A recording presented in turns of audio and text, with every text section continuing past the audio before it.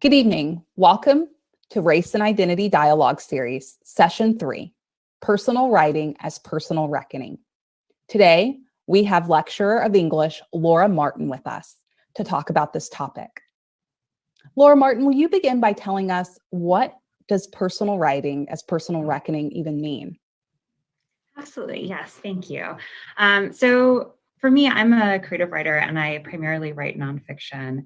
And when I first started doing that work, I was very sort of inwardly focused. I would spend a lot of time thinking about my own life, my own experiences, my own trauma.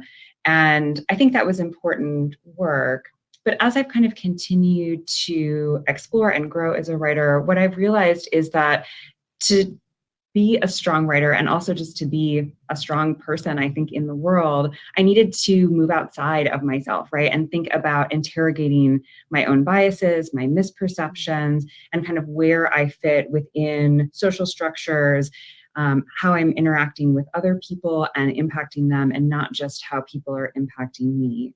So to me, personal writing as personal reckoning, it's about kind of taking stock, right? It's an accounting of your own judgment and your own perceptions and kind of how that's impacting the world. Oh, what a thoughtful and helpful description for us to think about, and more writing that we need in the world of what it means to think beyond ourselves. And that's what the Race and Identity Dialogue is about.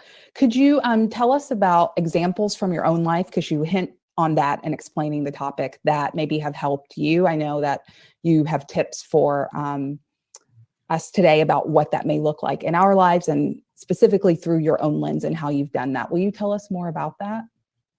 Yeah, absolutely. I mean, I think for me, a lot of this really came from reading. Eula Biss was one of the first writers that I read who wrote about race in a really kind of impactful way. She has this book called Notes on No Man's Land, and there's an essay in there called Time and Distance Overcome that I teach actually in one of my classes here at Lander. And it's an essay that she starts writing about the history of the telephone, right? And, you know, she talks about her grandfather, like installed telephone poles. And as she was doing the research for this essay and, you know, kind of putting search terms like telephone and telephone poles into the New York Times database, their back catalog, what she ended up finding was just this incredible list of articles about lynchings, and that, you know, telephone poles were used for that purpose. And so the essay, when you read it, it literally transforms in the middle from being about, you know, kind of people's resistance to the technology of the telephone to the darker kind of history that underlies that and the history of lynchings in this country. And I remember the first time I read that piece, that switch is so jarring.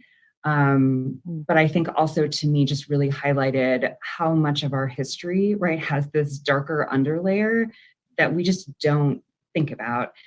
And I think that's even true in a lot of contemporary experiences. And so for me, when I do this work, I'll often start in an essay just kind of talking about an experience where maybe I'm a little bit uncomfortable or I'm making a certain interpretation. And then I'll just really kind of try and dig down through the layers, you know, and see what's there underneath.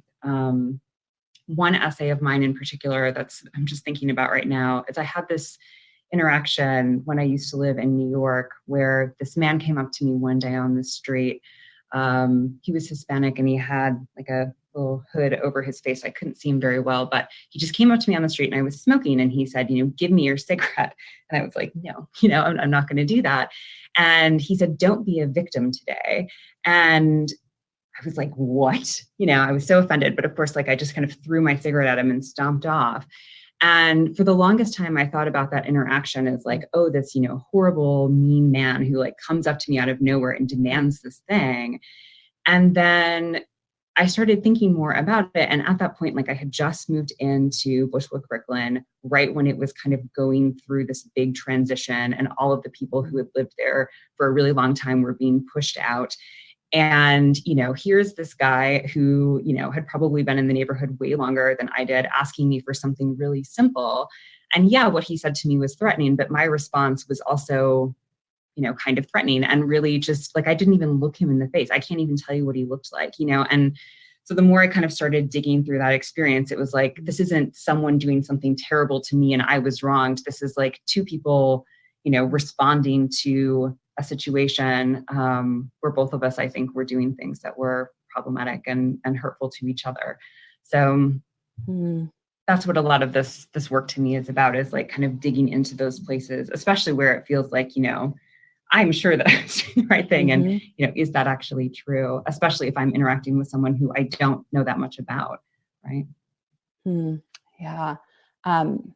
I really enjoy the work of Eulabis. And when I think about the race and identity dialogue, and today, which you're going to talk to us a little bit about writing and share some of your own, I think about this talks about how if we can't talk about something, then we can't think about it. And specifically, she's talking about language, right? And we've encountered that here in our dialogues, that sometimes the language around guilt, she talks about like guilt, debt, the same word in German for guilt and debt, but also in our, current vernacular around white guilt or privilege or white advantage or supremacy. And that sometimes people don't like the language, and it's not perfect language, right? Like the language we have isn't perfect. But what I like is that Biss acknowledges this, but says, until you're willing to even really like engage with that kind of language and ideas, then we can't think about it. And one of the things I really believe in, why these dialogue sessions are important, that I propose that we can't really, not just, her thought is we can't think about it unless we talk about it. I think we can't really talk about it unless we think about it, and that we can't really write unless we're willing to do the thinking. And for many of us who do writing, as a personal reckoning, it becomes the way we think. Some of the things that I struggle to internalize show up on paper, or some of the things I don't know that I feel show up in a journal or show up in a personal essay. And so for me, personal writing is the way I reckon with identity in this world, as a woman, as a Black woman, as someone of faith. Personal writing and reckoning is a way that I live and seek to survive in a world that doesn't always support my survival and my thriving. And so I do invite participants to think about that the language we have is not perfect, and some of these concepts are not easy to think about, or it may not be easy for you to talk about in this space and even in spaces outside of here, but to begin thinking about them, that sometimes writing is the entryway and an invitation to think about hard things, to think about concepts that help us to become more aware people and better citizens, better friends to those around us. And so, Laura Martin, will you tell us a little bit about, I know there's no roadmap, so to speak, for this, but what does it look like? How do we even begin with this? I don't know if you want to tell us how we begin, or share something that might be a way of talking about how we begin. Yeah, well, first of all, I just love everything that you said. And I think, that connection between writing and thinking, to me, is such an intrinsic part of doing this work. I think that you're absolutely right, that through our writing, we access things that we often don't even know that we think. So, it's important work to do, even if you're not interested in like publishing the work, right? Just as a way of sort of thinking more deeply about some of these issues, and also starting a conversation, especially if it's awkward. If it's awkward to talk to someone else about it, start by talking to yourself about it. And I'll also just say, as a white person, I am deeply aware of how much pressure has been put on Black people, especially in the last couple of years, to sort of explain what their experience has been like, right? It's like a lot of us are just kind of finally waking up and going, oh yeah, like racism is still a really big problem. What's that been like for you? And I think it's important to have those conversations, but I also think that it's important to recognize that that can be a really big burden. And so, doing some of the work through your own imagination and through kind of delving into your own experience, and also reading, work that has been published by Black writers, I think is a great way to relieve the burden off some of the people in your life who you may want to go to with those questions. Yes, I hadn't thought about it in that way of relieving the burden off of people who often are in conversation, or in the sense of things that people can Google. And Right. but what does it mean to do, personal reckoning in a way that relieves the burden off of others, and not asking others to do emotional labor that we can do through our writing? And that includes all of us, because I ask things of people too that sometimes I need to do my own work first. So thank you for speaking to it like that. Yeah, absolutely. So in terms of like how I would recommend that you kind of go about this process, I would recommend that you start with reading. There are some essays that are up on the website in connection with this talk that I think provide really strong examples of doing this type of work. But I would actually recommend that you start with two pieces, one of which you referenced, which was Eula Biss's White Debt. It's a really, really strong essay that I think does use this language of kind of accounting that might be uncomfortable for some people, but I think is also really resonant. And then in conjunction with that, Ta-Nehisi Coates' The Case for Reparations, which is actually talking about, this in terms of a literal debt. I think those two pieces together, if you haven't read much, provide at least like a good kind of foundational base for maybe thinking about this for yourself. And they both connect to personal stories, but in a way that I think speaks to a much larger conversation. So I'd recommend that you start there. And then I would recommend kind of diving into your own point of view. So thinking about how your actions might look from someone else's perspective, but doing that with transparency. So this is where, you don't want to like fictionalize it and just kind of try and dive into someone else's head, but using words like I wonder or I imagine, as a way to acknowledge that you're creating and maybe struggling a little bit with the process. And if you're wondering where to start, I would think about focusing on times that you have been around people who are different from you, right?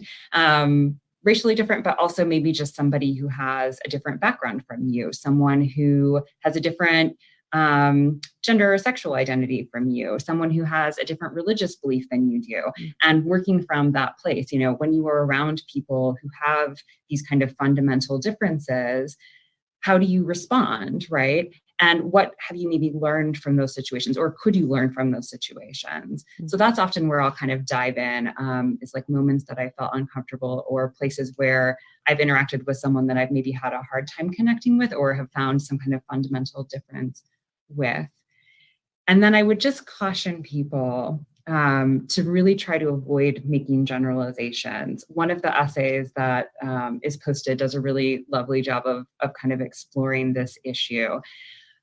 But you don't want to assume that because, you've met one Black person or one Muslim person or one lesbian person or, whatever it may be, that you can kind of make judgments about like, oh, okay, well, now I know everything about this culture or everything about this race or everything about this particular identity, that you just kind of, as you're writing, I call it looking out for my own biases. Like I'm just sort of constantly going like, am I making this judgment based on assumptions that I have, or am I looking at the particular moment? Yes, that's what I love about Patrice Scopo's what's the word? False intimacy that you shared is, I've read some of our other work, but I hadn't read that one until you shared it. And I thought, yes, we don't have time to get into this today, but if we could have a session on false intimacy in the Academy of writers who write about things that they've thoroughly researched, right? Which I think Patrice is getting at, being, Black, being Jamaican, and then writing about her husband. What does it mean to have this partner that you write about, and write about his life and culture of Zimbabwe, and from Zimbabwe, and to have visited there, and yet to write about it as if it's your own and something that you've taken on, but then to step back and to say, like, there's your lens for seeing that, like naming that, right? Like you're naming, as a white woman, this is something that there's only so many, what's the word I'm saying? There's a certain lens through which you tell a story, right? No matter how much time you embrace culture. And I think sometimes in academic circles, there's this idea that I can write about something intimately because I'm adjacent to it. Does that make sense? Yeah, absolutely. And I think especially, from the research perspective, and I'll say as a nonfiction writer, like I spend a lot of time doing research, and there is a temptation to be like, oh, well, I've read a lot about this issue, so I must, understand it. Or I've read a lot about this culture, so I must understand it. But I think it's very different, from lived experience. Research can only get you so far. Yeah. Yeah, absolutely. So, yes, great tips for us to remember as we're doing this kind of writing. Would you like to model some of that for us and share a piece of your writing with us today? I would, yes, thank you. And just in the spirit of encouraging you guys to do difficult work, I am sharing a piece that is still very much in progress, and just sort of an excerpt from it. So if it's a little rough around the edges, just bear with me. The working title right now is Topsy-Turvy. The directions that come with the Edward Gorey Fantod pack suggest beginning a tarot reading by throwing the pack of cards into the air. They also say that the interpretation must always depend on the character and circumstance of the person consulting the pack. Jean, whose townhouse we're in, is doing the readings. She lays out the cards 5 at a time in the shape of a cross. The Fantod pack is a sort of irreverent take on the tarot. The cards are eerie with grim suggested meanings, which Jean quickly rejects, preferring more literal explanations. She seems to float above melancholy even when she's sad or stressed. There's something light about her. Tarot decks are often treated as childish or silly, but they've also maintained popularity for a very long time. Writers use them, Cicely Cillier says, as a tool to navigate the subconscious space. Edward Gorey had a reputation for eccentricity and work that blends humor with the macabre. In the Willowdale Handcar, or The Return of the Black Doll, which Jean has recently loaned me, the characters take a seemingly pleasant sightseeing venture, but the illustrations show a darker story, one that the point of view characters miss. The Black Doll appears in only a few of the illustrations, but the central characters are often closer than they realize to danger. The Black Doll is a feeling, a sense of lurking doom. It is also a card in the Fantod deck. I go first. Jean flips over a card and says it is meant to represent my current situation. The feather features a slender woman in a long black gown holding a peacock plume. It's obvious, Jean says, that this card is referring to my current look. I am dressed up in a sleek black top with an asymmetric neckline. After a hike we'd taken earlier, I'd run home, pinned up my hair, and put on heels and mascara. But when I knocked on Jean's door only 10 minutes after I'd left, it was treated like a magic trick. The real trick is what I've concealed. The feather card lists potential meanings as diverse as twitching and hysterical pregnancy, but my eyes settle on imbroglios and disorders of the small intestine. I'm wearing the same jeans I went hiking in because they are my most comfortable pair, and I'm painfully bloated and won't be able to squish into anything else. The top I've chosen is black and loose with a cutout neckline, all of which draws attention away from my swollen abdomen. Still, I'm self-conscious. Under my bangs, the skin at my hairline is raw and angry, and when I stand up to get a glass of water from the kitchen, my vision wavers for a moment. I've been living with these symptoms for 5 years, but no doctor has been able to decipher them. Without a diagnosis, I interpret them depending on my mood and their severity. An autoimmune condition, a neurological disorder, a psychosomatic affliction, a divine punishment. A tarot deck formalizes and mystifies our point of view, making our interpretations and biases into predictions of the future. While I'm having my reading, Ian, my boyfriend, jokes about wanting to draw the black doll. One of the other women is so scared to get it that she passes on her turn. Unlike the other cards, there is only one interpretation listed for the black doll. In the words of the old rhyme, what you most fear is coming near. I interpret my illness as a sort of punishment. It's a common notion that we are each to blame for our own plight, a concept often incorrectly referred to as karma. It's comforting in a way because it means we don't have to feel bad for those who have less than we do. When the deck is stacked in your favor, it's much easier and more convenient to believe that we are all getting what we deserve. When it's Ian's turn, the black doll is his first card, summoned somehow by his desire. I know this is irrational, but I don't value rationality like I used to. Doctors have failed me, and I've begun to treat myself with colors, herbs, and breath. Physics tells us that particles pop in and out of existence. Why is it crazy to believe we could summon them? Ian seems unfazed by the card, plays it off well, but I sense that it means something to him. He has a certain fatalism, an idea that he's destined for certain kinds of misfortune. Maybe most of us do. The human characters in the Fantod pack are all white. Until Ian and I started dating, I'd never paid much attention to how homogeneous the images around me were. The definitive version of the tarot deck was illustrated by a Black woman, Pamela Coleman Smith, but it was a white man who told her what to draw. Gory's black doll has no arms, no facial features, and no clothes. There is a story that it was made by a friend of Gory's and that he demanded it in an unfinished state. I used to think of difference primarily as a matter of choice. I was a sheltered kid, which made me strange, but I took agency of that difference by wearing glittery eye makeup, vintage dresses, and butterfly wings. I'd never thought about what it would be like to have a difference that isn't posed an unconcealable burden. Edward Gorey was also odd by choice. He lived alone and had a fondness for fur coats.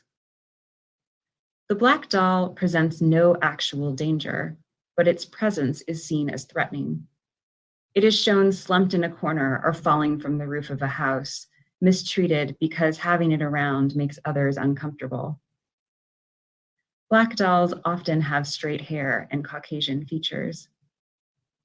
The first commercially sold black dolls didn't appear in America until around 1900, almost 300 years after the first Black slaves were brought here. When we first met, Ian rarely spoke about race.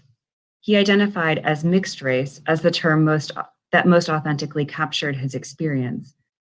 But that has begun to shift over the years we've lived in South Carolina, as he's begun to see how for many people, there is only white and non-white. Topsy-turvy dolls were popular among American slave children. They were white on one side and black on the other. Historians don't know what they were for or how children played with them. Was it better if you were an enslaved black child to have a doll that looked like you or one that looked like your master? We don't even know why they were created, frets Jennifer Evans, a curator for the Wright Museum, which houses a collection of black dolls. No one worries about the purpose of white dolls. I've had the privilege of making intentionally odd choices, choosing when to let my oddities stand out and when to blend in. Ian stands out when he decides to let his hair grow, revealing its natural texture. Maybe Ian summoned the black doll not because he suspected some unseen horror in his future, but because the sense of lurking danger is the reality of his present. In America, Ta-Nehisi Coates says, it is tradition to destroy the black body. The existence of black people and how they have been perceived by others is evident by the dolls that represent them, says black doll expert Debbie Baham-Gerhardt. Wow, thank you for sharing that. Have you shared that before? No, this is, like I said, it's still in progress, so it's definitely the first time anyone's heard it. Yeah, thank you. Thank you for your courage and willingness to share, and there's so many things I was moved by. What a harrowing piece. How did it feel to read it here in this space? Kind of vulnerable. Yeah. I mean, I'm very aware of, there's just so much more kind of research I want to do, especially about black dolls. Like, I just feel like that's something I've kind of just begun to do some research on, and that feels, I don't know, just very, very compelling to me. And I do think it says a lot about, the way that we view race in this country. And yeah, it's just something I'd like to do a lot more research on. And, obviously there's like all the stuff about my own kind of like health issues and insecurities. And so that's a little bit vulnerable to share. But I think for me, like, it's important to leave that in the piece just to kind of explore, how easy it is to make everything about ourselves, right? And that's not to negate that I was having that experience, but like, that's not the only thing that was going on in that space.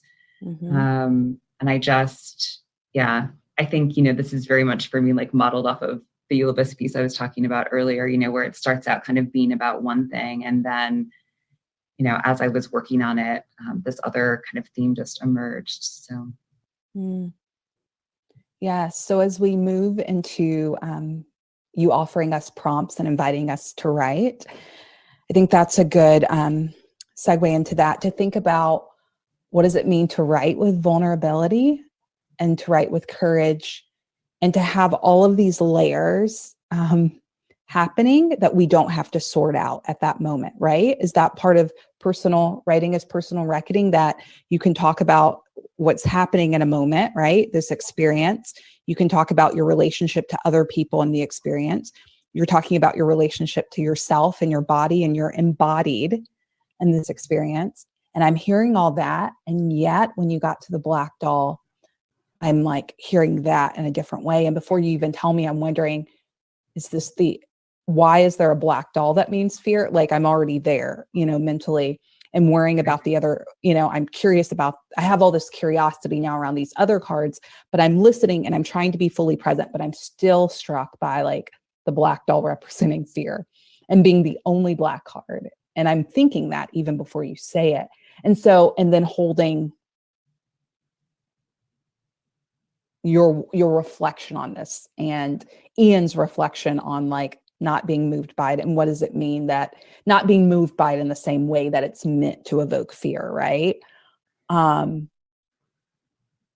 so much. And so as I reflect and hear all that, as we move into writing, could you speak some words to our participants about what it means to hold space for all of the mix of feelings about ourselves, about other people we're writing about? What does that mean in our own writing? Gosh, and that's a great question. I'm struggling a little bit to answer it. I guess for me, it is about space. I don't feel like this is the kind of work that happens quickly. It took me months and multiple drafts to get to the place I'm at now. And like I said, I'm not done. I'm still, delving in and trying to do more research and explore this topic further. So the biggest thing for me would be, yeah, to just give yourself time and space, and just kind of keep asking why of yourself, and also why of other people, right? Like if you notice that one person in the group is so scared that, she's not going to have a reading because of the black doll, and another person is saying, give me the black doll, I want the black doll. What's really going on there, right? Like it's not really about just the tarot reading, like there's something else kind of deeper. And I think if you can, yeah, just keep asking why in a really open way, and you're willing to explore multiple possibilities and to get it wrong, you'll get to the right answer eventually. Thank you. Good words there. So as we write, hold those words. Thank you so much, Professor Martin. Thank you for those words of what it means to keep writing and to ask why. And that the series is about asking why of not just others, but of ourselves. Why do I respond this way? Why do I think this way? Why am I afraid?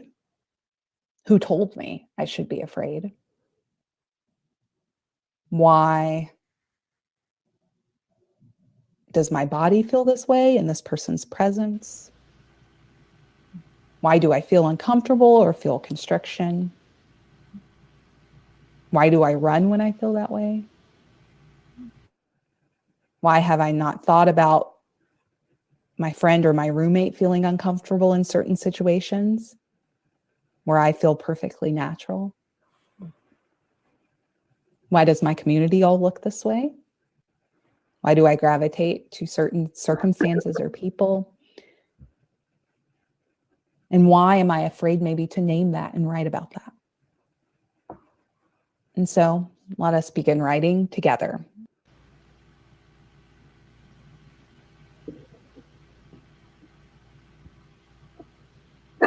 Greetings, everyone. Welcome to the session 3 of Race and Identity Dialogue, Personal Writing as Personal Reckoning. And it's my pleasure and my honor to introduce today's presenter to you that you just heard from, Professor Laura Martin. She is a lecturer of English at Lander University. But before then, before she was in this role, she spent her childhood writing in diaries. She also has written poetry. She, like most writers I've met who are brilliant at their craft, have like beautiful layers of experience that help them to be writers. Professor Martin, some of you may not know that she did cosmetology before she was a writer. She studied creative writing and literature at NYU. She received her MFA from Georgia College, and she currently teaches creative and technical writing in a humanities course here at Lander University in Greenwood, South Carolina. Welcome, Professor Martin. Thank you, Reverend Carter Thomas. That's a lovely introduction. I'm so glad that everyone is here tonight, and I really look forward to doing some writing with you guys. So I'd really like to just kind of take this opportunity to invite you to jump right in. I have a little prompt for you, and we're going to give you about 5 minutes to write. And I know that's not a lot of time, so it's okay if you don't come up with something that feels really polished. But I would say, the purpose of doing this type of writing is really to start to understand how you fit into larger social structures, to see the world more clearly. And I'm going to paraphrase Claudia Rankine a little bit here, but she has this lovely quote about how writers have this job of seeing or reporting how the world is, right? And I think that that's kind of what we're up to, trying to report how the world is, how things are right now. So I ask you to do that with vulnerability and willingness to make mistakes. And I think we should get started.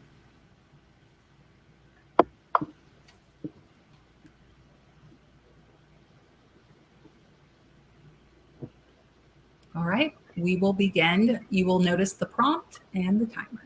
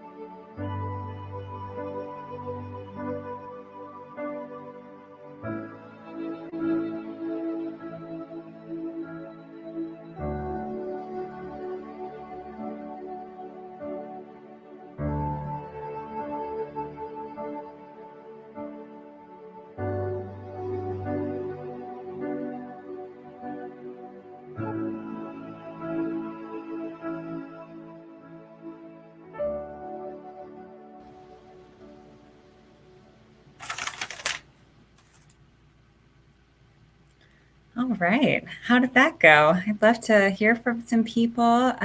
If anyone would like to share a little bit of what they wrote, if they'd like to read or just kind of talk about it. If you type something in the chat, we can even go ahead and pull you up if that's something you'd be interested in. Or if you'd like to just kind of, write in the chat about your experience, I'd love to hear from some other people. I don't want to be the only one writing in here. Well, I'm sort of waiting for, okay, perfect. Yeah. Dr. Parker, would you be willing to start us off with sharing a little bit?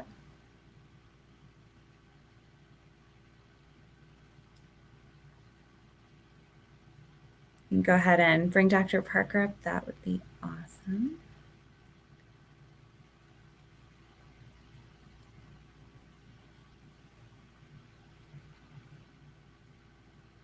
Excellent. Okay, so Dr. Parker will be up in just a moment. I think some of my students are here as well, and I would love to invite them. Okay, Deborah, excellent. I think we'll bring you up after Dr. Parker. Yeah, and anyone who wants to share, whether in the chat or, to kind of come up and talk about their work, I would just love that.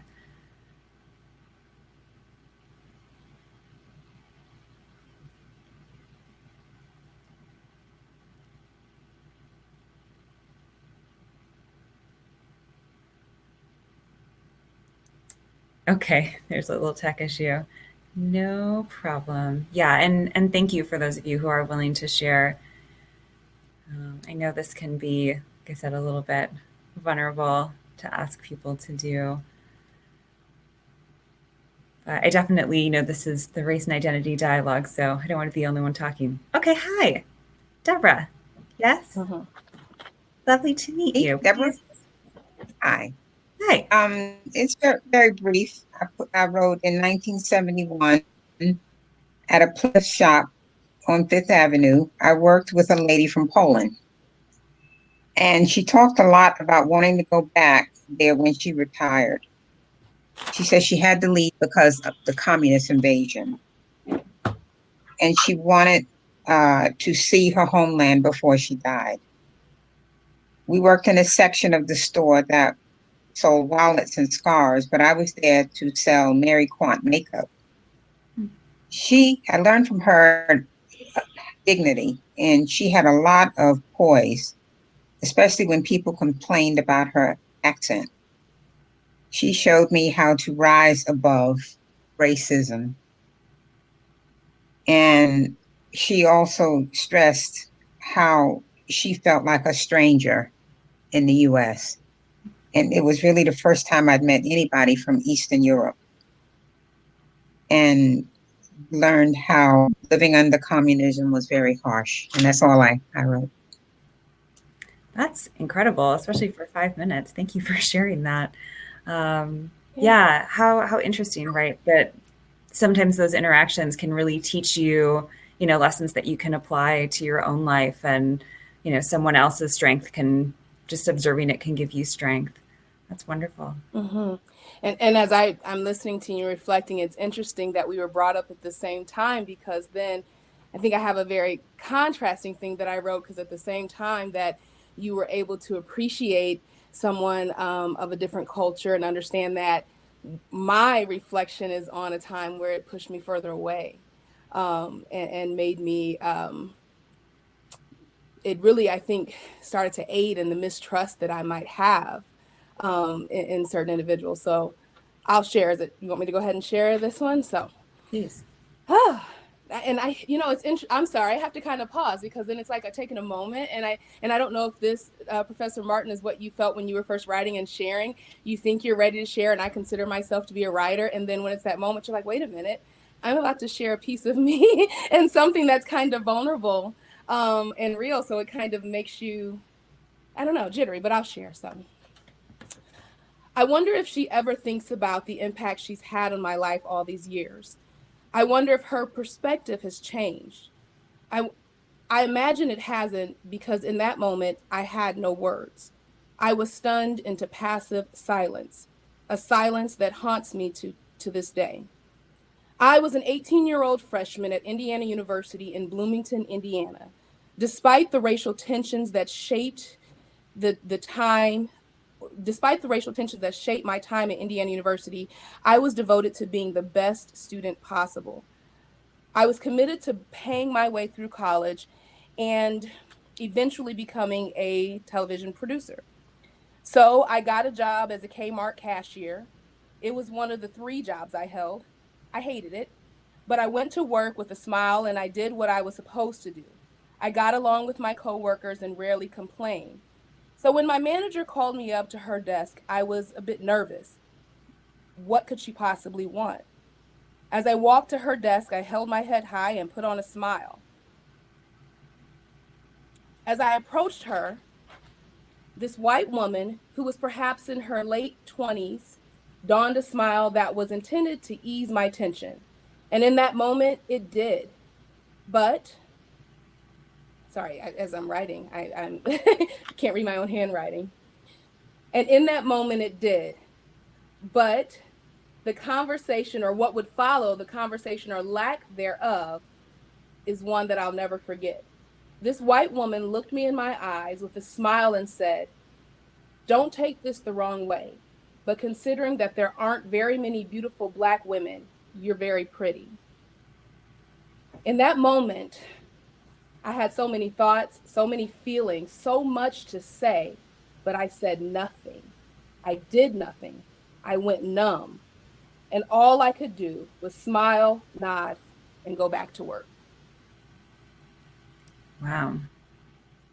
That's it. That is quite an experience. Yeah. I mean, it's just, I hear something like that and it moves me so deeply.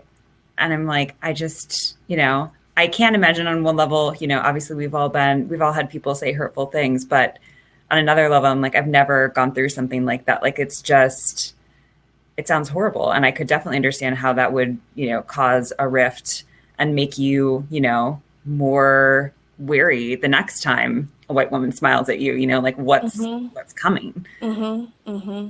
Yeah. And that's the challenge. And as we were talking in the chat,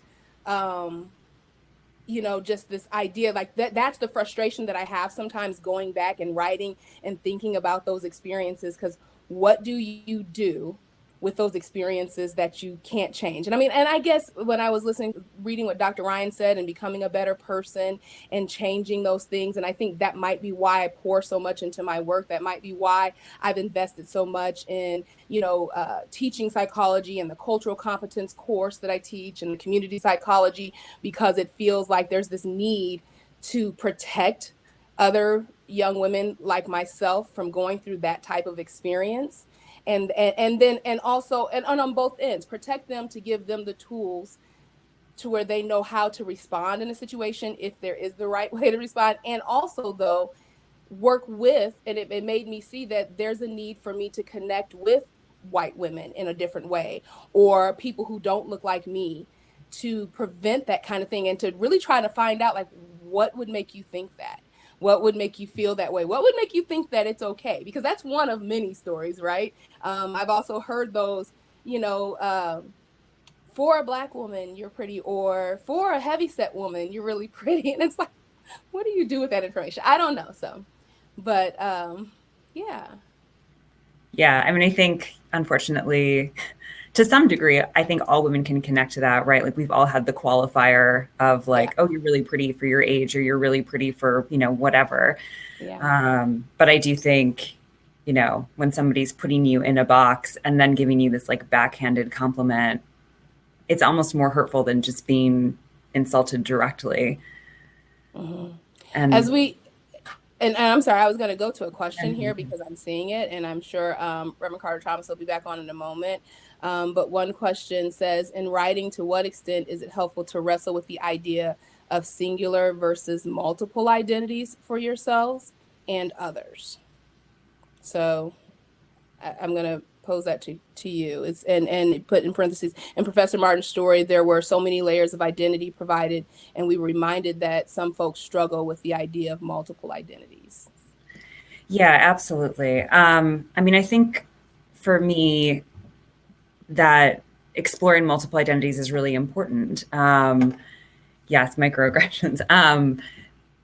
Thinking about how the different layers of your identity interact, right? Because when we're thinking about discrimination, it's like everyone has privileges and everyone has ways in which they're discriminated against. Obviously, some of us have, way more of one or, of the other.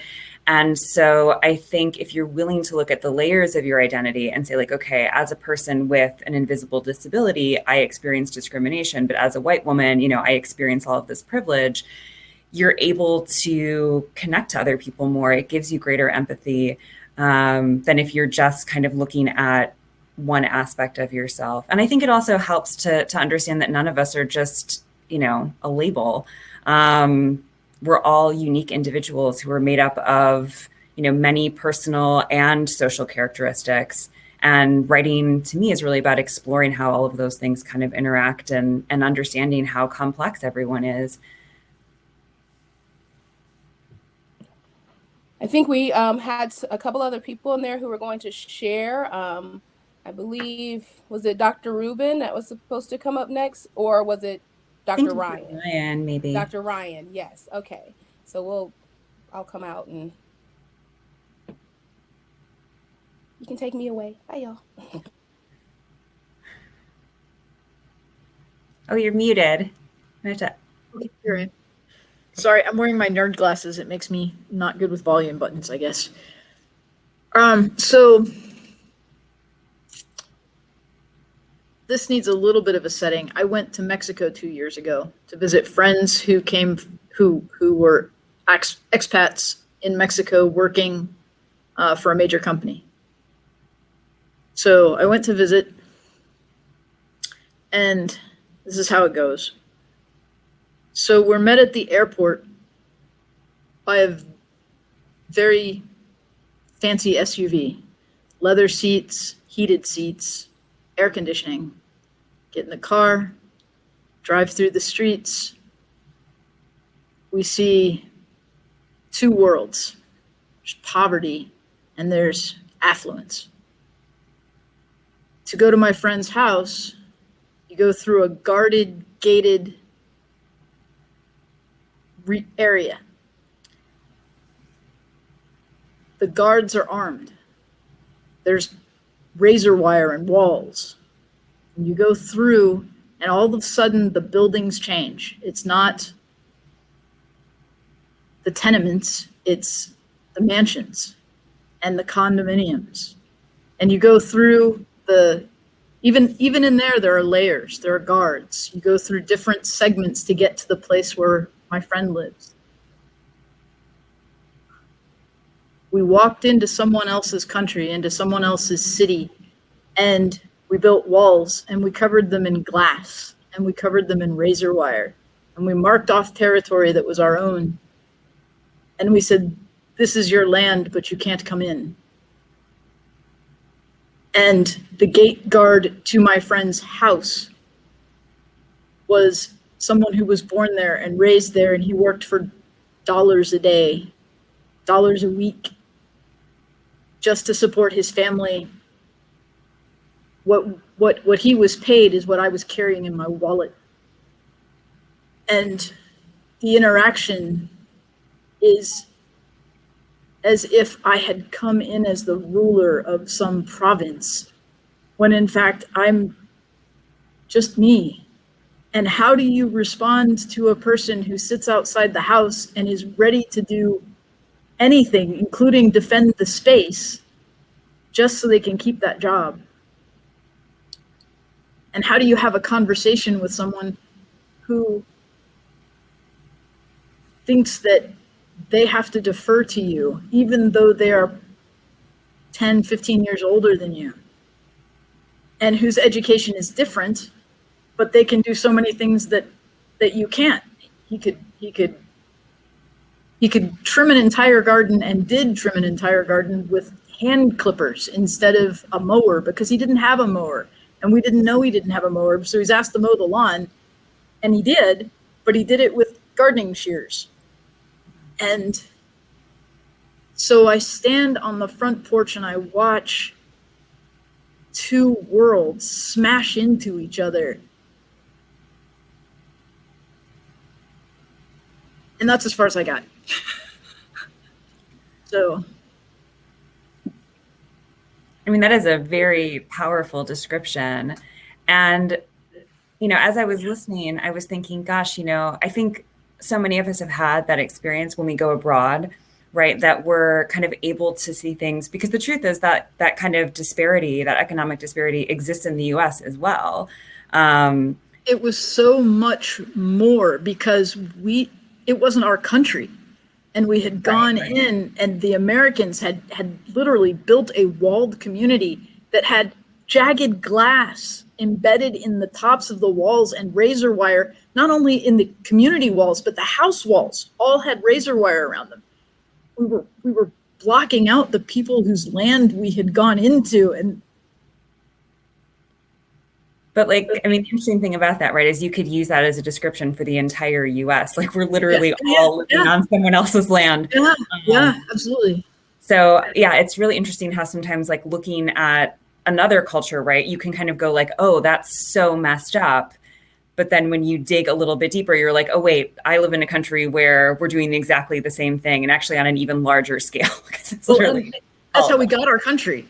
Exactly. But it smacks you in the head when it's just so obviously physically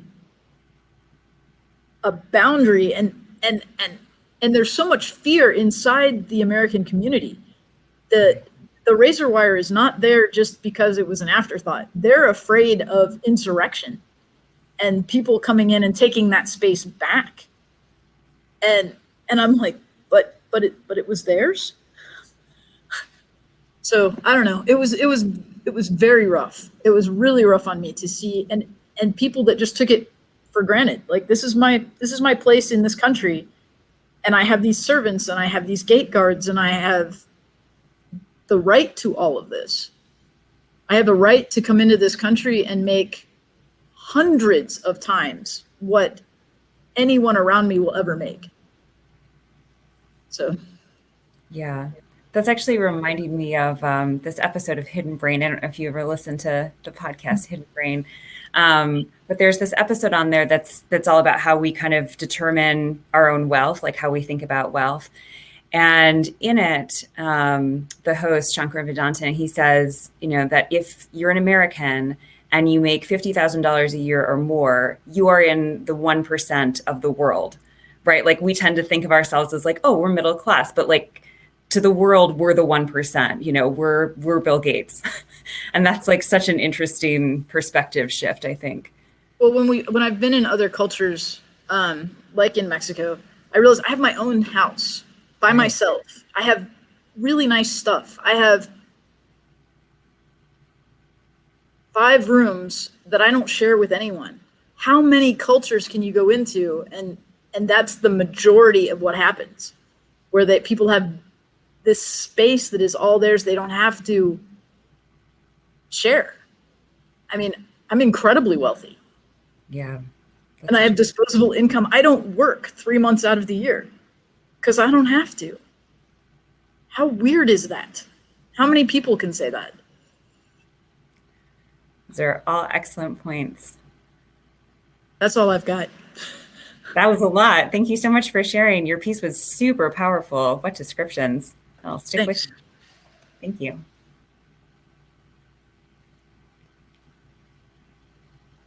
Hello. Oh, I can't hear you.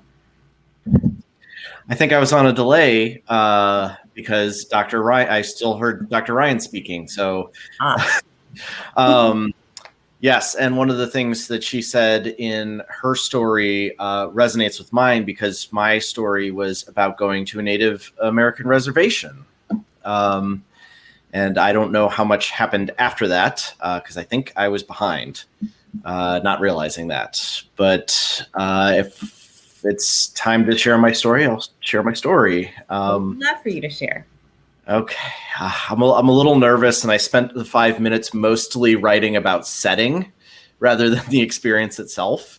First need to set up where the story takes place, the context and all that. And I'll try to be brief, but when I was in college, I did what is technically a study abroad, because part of it was in Canada, but also part of it was in the northwestern United States. And it was basically a big trip having to do with examining national parks, comparing them in the United States and Canada and how they're managed differently. One of our overnight stays was in La Push, Washington, which is a very small Native American reservation of about like 350 people. It's a fishing village and also kind of a tourist trap. It's just absolutely gorgeous. One of the setting things that I remembered was that you go to the beach and every single stone is a perfectly round skipping stone. And the evening that we stayed there, we were invited to participate or be in the audience for like a holiday ritual, or perhaps like a weekly ritual where, an elder came in and said a prayer in each of the 4 directions in Quileute. Quileute, I think is the language. And it wasn't until long after I had left the reservation, enjoyed the tourist side of things, staying in a fancy cabin and then passing through the village, which just looked like a regular, like middle class, whatever, fishing village that we had passed through a dozen other times, passing through rural Western Washington. Oh, yeah. Thanks, Deborah. It is mentioned in Twilight. So it wasn't until like several years later when I was learning more about the history of Native Americans in this country, and I realized that, maybe attending that ritual was not so much something they did out of choice as something that they did out of necessity. Not them, but like allowing the outsiders to come in and see the ceremony, because we were paying the village our tourist dollars to stay in a fancy cabin on this amazing beach. And I just wonder, like, what if anybody who's in this session, like, what if your church was low on funds and you decided to invite some Buddhists from another country to come in and take pictures while you were performing your church services because you needed the funds for your community? Or like, what if you went to another country and I don't know, but it's just mind-boggling to me that, like, I essentially intruded upon something about this culture that they had to open up, possibly because it meant supporting their way of life. And we see that too in the way that, like, Native American imagery is co-opted in for casinos, and some tribes have gotten fabulously wealthy off casinos, while others have not. But it's just interesting that the way this group sort of, in little ways, has to compromise its culture to survive. And I just didn't realize at the time, and then long after, I had this pang of guilt about it. So I hope that makes sense.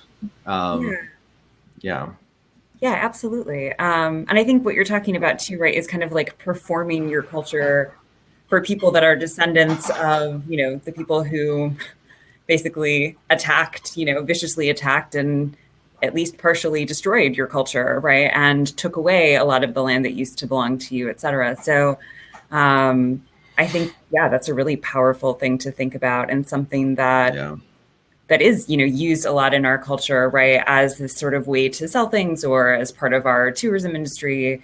And, what is that like for people on the other side of it, I think is a wonderful, very meaningful question to ask.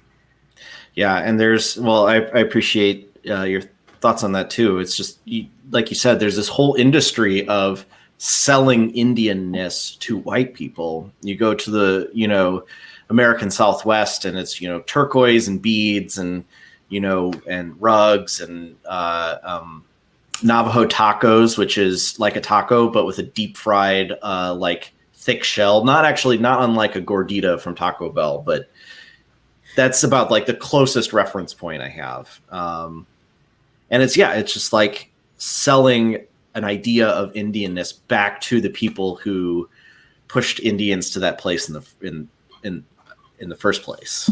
So yeah, I appreciate your reflection on that. Thanks for capturing that well. Oh yeah, my pleasure. It's actually reminding me, hearing you, I'm just thinking about this other essay. It's a really short piece by Sherman Alexie.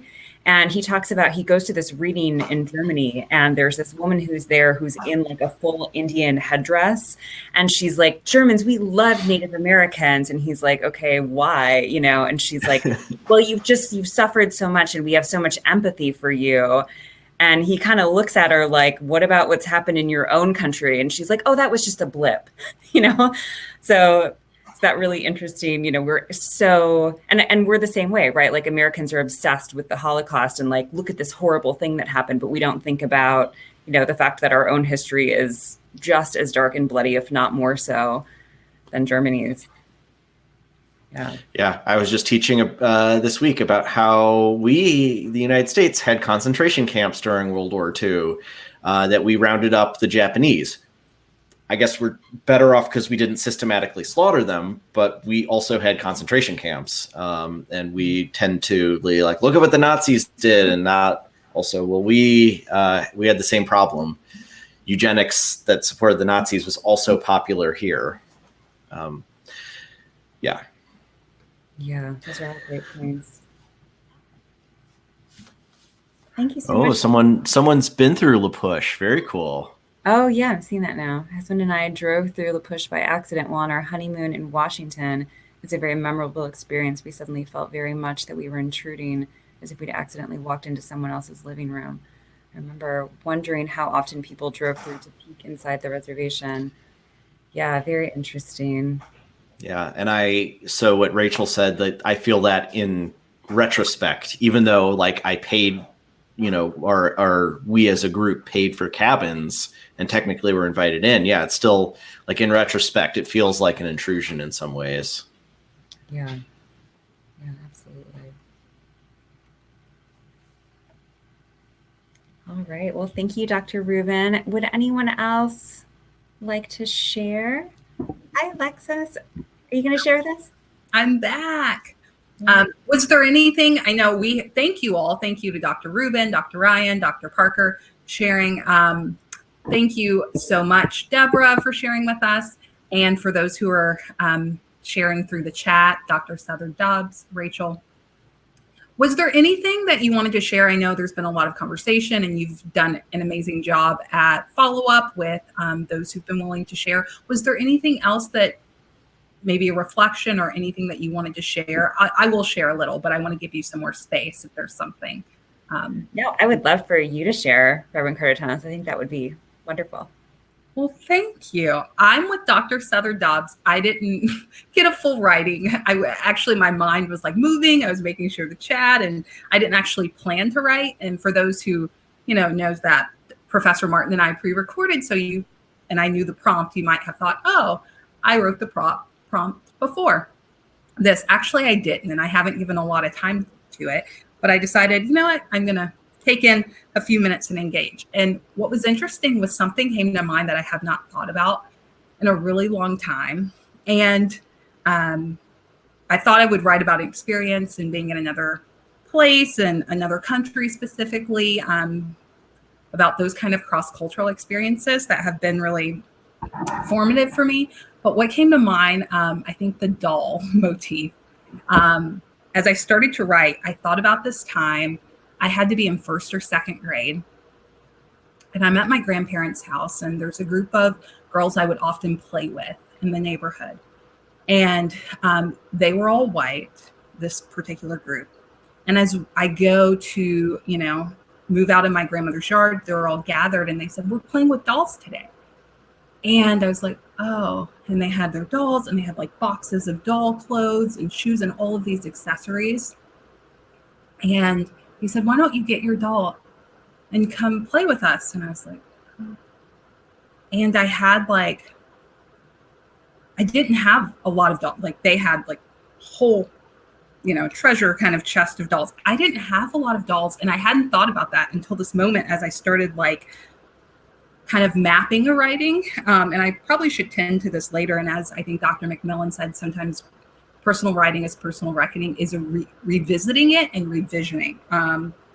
And so one of the things that came to mind was I brought my doll, and my doll wasn't like theirs. I didn't have a lot of like Cabbage Patch kind of larger dolls you dressed up with those accessories. I had this ballerina doll, and the way it was made, it wasn't like a plushy heart. It was more like a harder plastic. Their clothes didn't fit my doll. But it wasn't until I started writing here and scripting it out, I was thinking about like, why didn't I have a lot of dolls? And I never really enjoyed playing with dolls. And I know there's thoughts around that in psychology around, you know, what it means to play and imagine.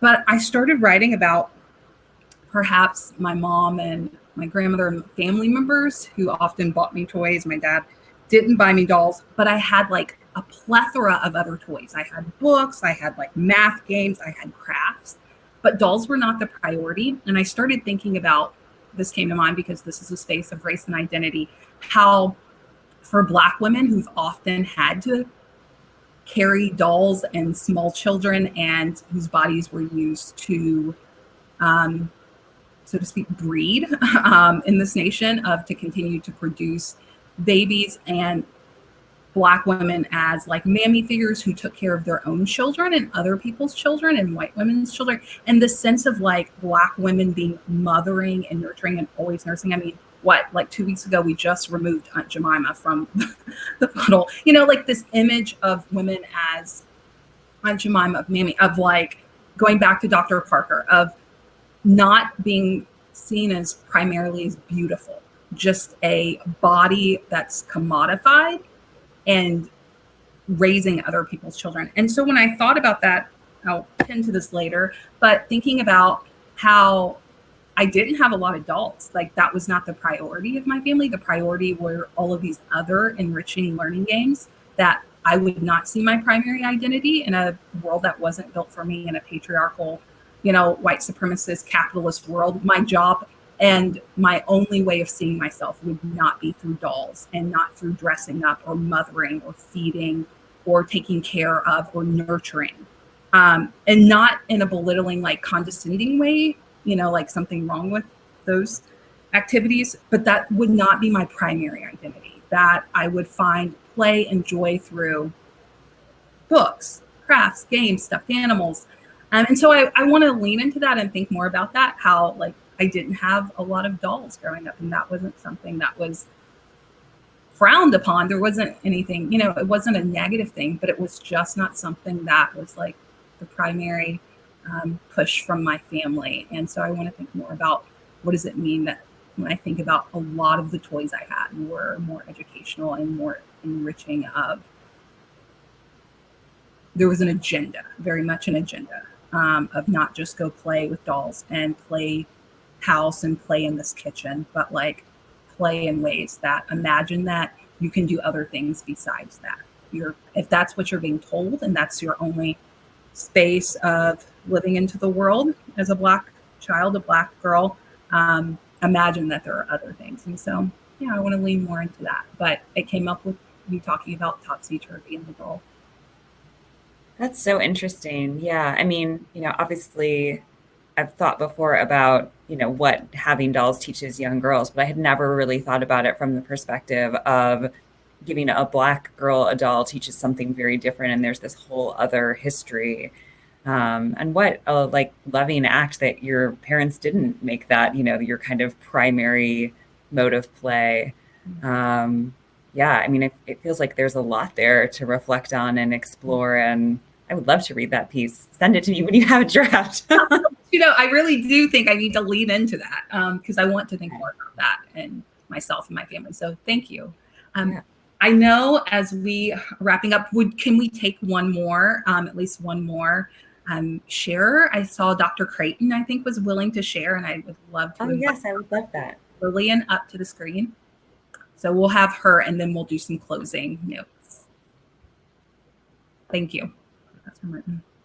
Lillian, we are bringing you up in one moment, Dr. Creighton. And if any of my students are out there with something to share, we still have time to fit you in. Fast. Yeah, we'd love a student. If there is like a student who wants to share, we could, fit you in. But Dr. Creighton, talk to us. Well, I'll try to segue to a student because I'm thinking about freshman year of college, which is relevant to many of you, perhaps. I have just been haunted by this rocky start I got off with my very first roommate for years. And it bothered me because I felt that there was more to it that I didn't understand. And I think it's actually been in part the series that has given me some perspective on it.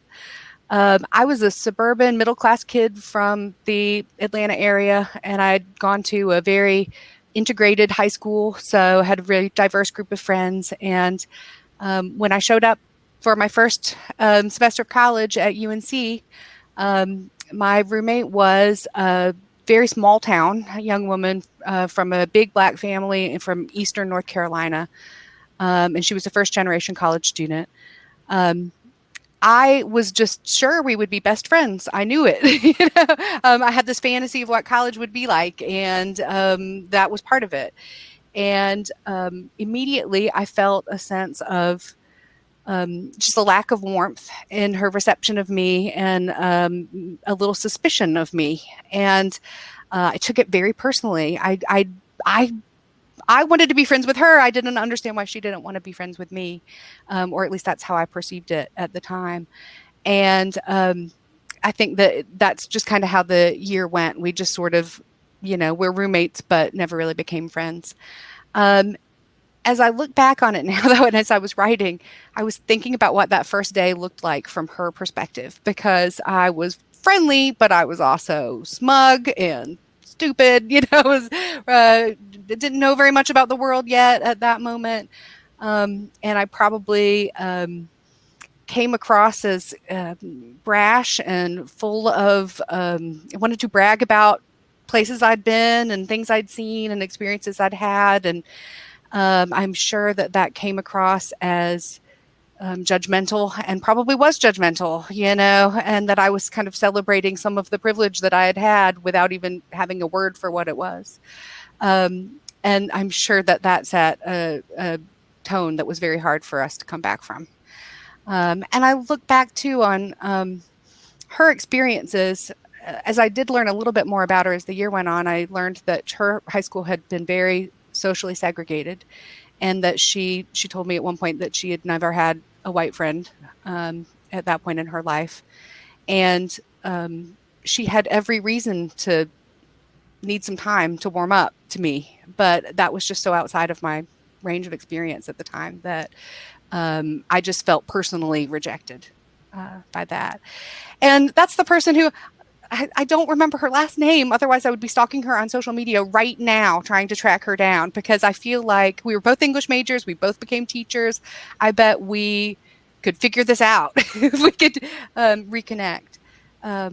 But it's interesting how long it took me to get any perspective on that situation.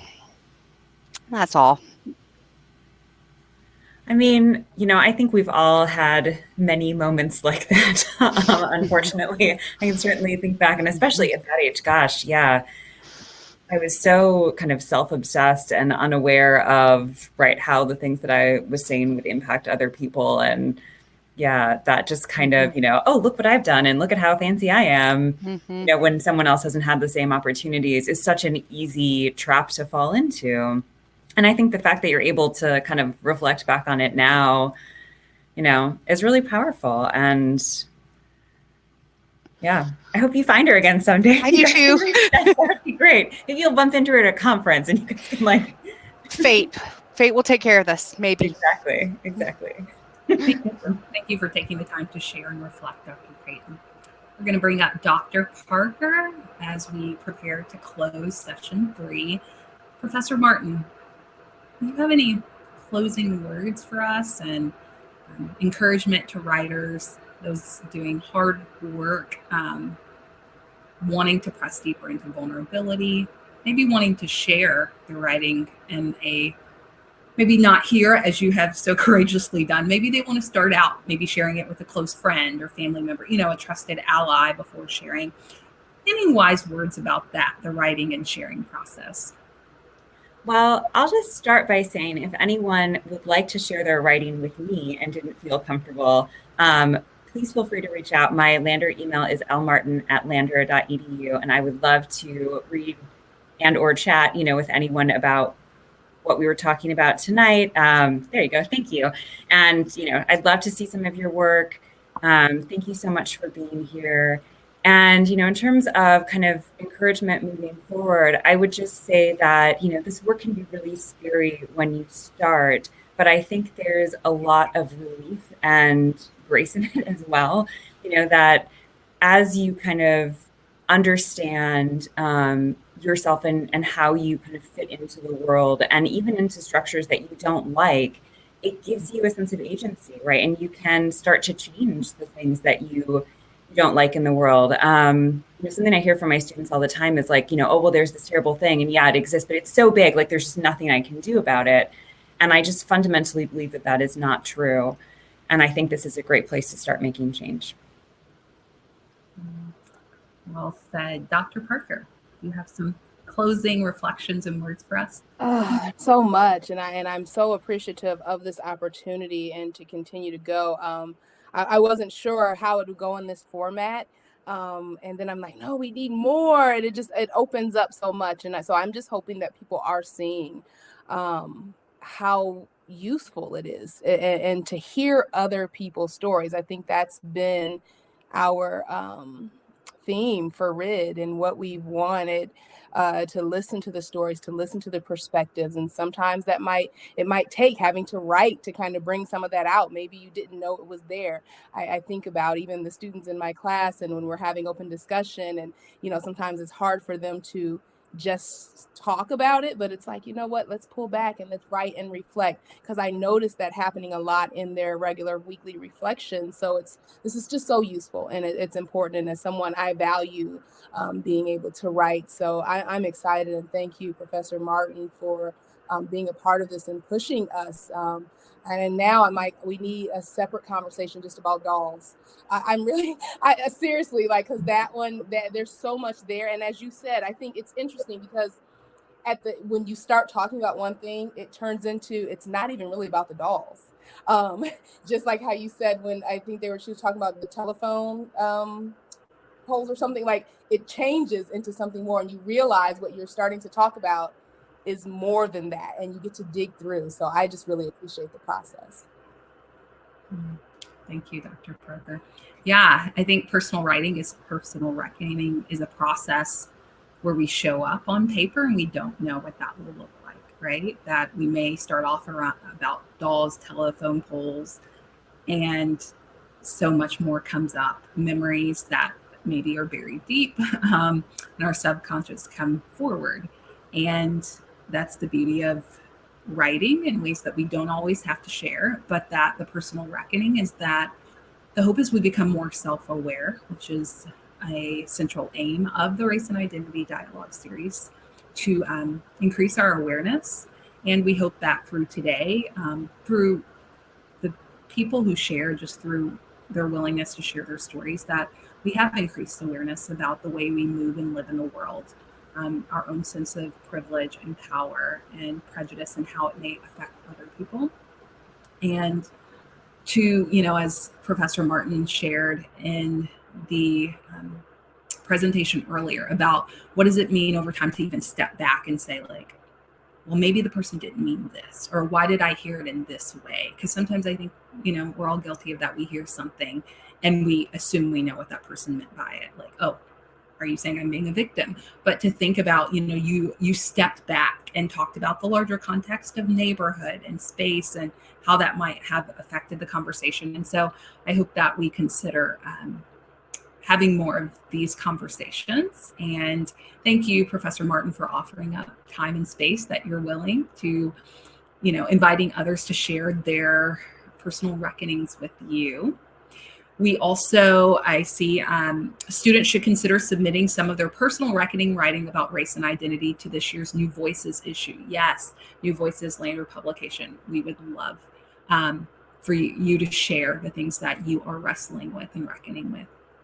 Also, before we close, Dr. Parker, do you have notes? I'm just going to talk about our following session, the following sessions? Just to make sure in this that you also take the survey you see there would be when we're finished with the session. You can click on that link to go to the survey. It'll probably also be emailed out to you as well, just as a reminder, but it's very helpful for us to get that feedback from you and for us to be able to continue to shape and mold these to be the best for you. So please make sure that you take the survey. Thank you, Dr. Parker. Yes, please take the survey. And also, we hope that you will join us for session 4, which is Letters in Blackness. It will take place on Tuesday, March 9th from 5:30 to 6:15.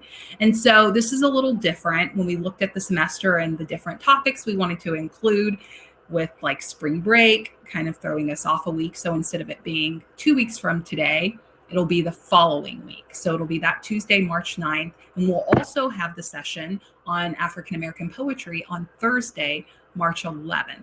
Same time, same place, Crowdcast. The Tuesday session, Letters of Blackness, will be a discussion between Dr. James Anderson and Dr. Wallace Baxter. And they will talk about Baldwin's letter, the Dungeon Shook, the letter to his nephew, and then Ta-Nehisi Coates' letter to his son, Between the World and Me. So they'll be talking about excerpts, and it's a continuation. You know, today we talked about personal writing and personal reckoning and invited you all into that. Next time we'll talk about people who have done it, specifically Black men who have done it through their own writing and letters. And then we'll continue a theme into that Thursday, March 11th at 5:30, where Dr.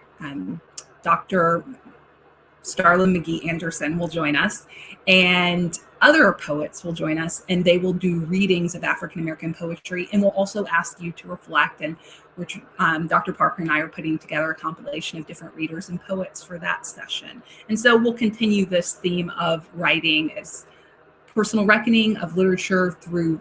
We hope you will continue to write, but also read others who are doing their own personal reckoning through their writing, specifically through Black voices. And so we invite you to join us for those sessions. See our website where you can find links to the readings, and those will be posted shortly, the readings for the next 2 sessions. So you can look at poems and the letters that we'll discuss at our next session. Does that sound good? You good? Professor Martin, thank you. Thank you for your time, your courage, and your engagement in inviting us to live into personal writing, personal reckoning. And so what a beautiful and powerful essay you shared. And I too look forward to seeing the final edition of that as you continue to work with it. Dr. Parker, we're good? Okay. Thank you all. Thank you to all of our participants for joining us this evening, and have a good night.